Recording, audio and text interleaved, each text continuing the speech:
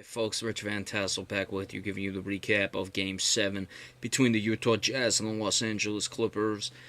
Not really a surprise to me. Utah goes into the Los Angeles to play the Clippers and get the victory, 104-91. I said it when Game 6 went final. Nothing would have surprised me that the Clippers would, win Game 6 and then go at home and then lose Game 7. Nothing was really that impressive for Utah. Gordon Hayward was not good for most of the game. He certainly took over in the fourth quarter, but they were comfortably ahead. The Clippers started to push them a little. It was like a 17, 16, 17 point lead going into the fourth. Clippers started to push back a little. Hayward made some shots that essentially kept them at bay. So, I mean, he made it when he needed it. We're not looking at these as necessarily like clutch shots, when you're up like 5 points with a minute left and you're trying to just make shots to put a team away. But still, as clutch as the situation could be, considering they had a big lead, Gordon Hayward certainly stepped up. 26 points, 8 rebounds, 9 of 20 shooting. Joel Ingles, 4 of 6, 2 for 3 from behind the arc, 12 points. Boris Diaw, 10 points. Rudy Gobert had only 1 point, 4 rebounds. He fouled out. He was in foul trouble all game. George Hill, very impressive as well. He's had a very good series. One of the guys, as we mentioned, who had played some Game 7s. He had 17 points plus 21.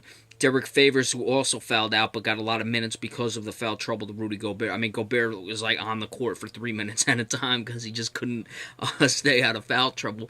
Derek Favors was good, 17 points plus 15. Joe Johnson, 10 points plus 8. A lot of guys played. Rodney Hood, that was a big thing we talked about after Game 6. He wasn't going to shoot that poorly again. He was 4 for 6, 1 of 3 from downtown, 11 points. For the Clippers, DeAndre Jordan, 24 points, 17 rebounds, 9 of 12 shooting, 6 of 15 at the line. You expect that. He certainly came to play.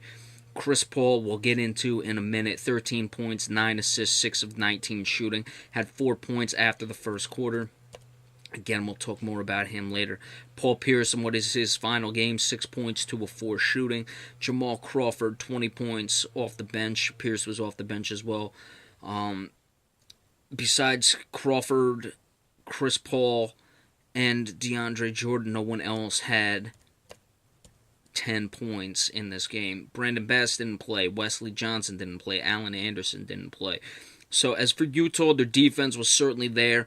They've been a good defensive team all season long, and it showed up for them today. And as we said, Hayward picked up what he needed to do as clutch as the situation could be, and you got the usual from the veterans, George Hill and Joe Johnson, and of course Derek Favors pitching in as well.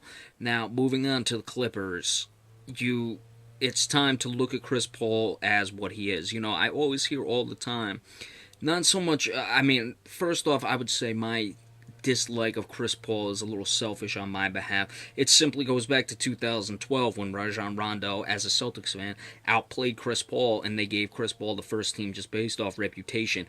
And I haven't liked that basically Chris Paul's entire career. He lives off reputation. Yeah, this guy puts up numbers, but he was no-show today, and I always hear how much Chris Paul hates losing, yet he's always losing, and you can say what you want about the Blake Griffin injury. You could say that this team was going to get spanked by the Warriors afterwards. That's all fine. First off, this team had plenty to win without Blake Griffin. Doc Rivers, who I also want to get into. They won 2 games without him. They won in Utah without him. The bottom line is they were, 1-3 at home in this series? Yeah, 1-3 at home, just not good enough. You got the Game 7 back to Los Angeles. You have to be able to finish it. Chris Paul had some bad turnovers he only had 3 for the game, but he had some bad ones when they needed them. And he's got to pick up the scoring. It was starting to get out of hand in the third quarter. That's when the Utah Jazz went on the run. It was only a 7-point lead at halftime, and they just kept pushing away. Chris Paul couldn't do anything. He couldn't get this offense rolling. He couldn't get the ball moving. Doc Rivers said it himself during the interview before the fourth quarter. The problem is ball movement. Where does that start? Chris Paul. A lot of people defend Chris Paul. I've never been one of them. I had said earlier on in this series, give him credit where credit was due when he put up good numbers. But again, it's just showing he's not the guy. There's no sense of giving him max dollars. Someone will, but Chris Paul, he may just go to Cleveland or something and get a ring that way. We'll have to see, but he clearly can't do it by himself. Now, would it have been easier? Sure. Would the Would the Utah Jazz still have won, though? It's possible, and we're talking about if Blake Griffin had played or not. Certainly, I mean, the Jazz could have won if he played. The Clippers could have won if he played. The Jazz obviously won without him. The Clippers still could have won without him. It was a big situation, but it was what it was. Doc Rivers deserves a lot of blame. I mean, he could not find the offense to replace Blake Griffin. He went with Mo Spates, didn't give him many minutes. Butte didn't give it to him. As we said, Brandon Bass never even really considered him. Wesley Johnson, these are guys who have some offensive punch. They can knock down shots. Never went to him. This game was getting out of hand. Doc Rivers could not find the offense. So Doc Rivers deserves a lot of the blame. And, as good as his winning percentage has been with the Clippers, a lot of it's in the regular season. He's certainly had playoff failures. And, Vinny Del Negro got this team exactly where Doc Rivers has gotten them before. So, you can say what you want about Doc Rivers. I'm a Celtics fan, certainly. I appreciate how he had coached in Boston. But you look, Doc Rivers wasn't necessarily great. He had done some things in Utah, but he wasn't necessarily great in Boston. He was actually probably on his way out until they got Pierce and Garnett. He's come here and he has not been able to take this team over the hump, and I expect things to be broken up. Now, Utah moves forward. That's going to be an interesting series because Utah certainly has some defense. We'll get more into it when we do the preview.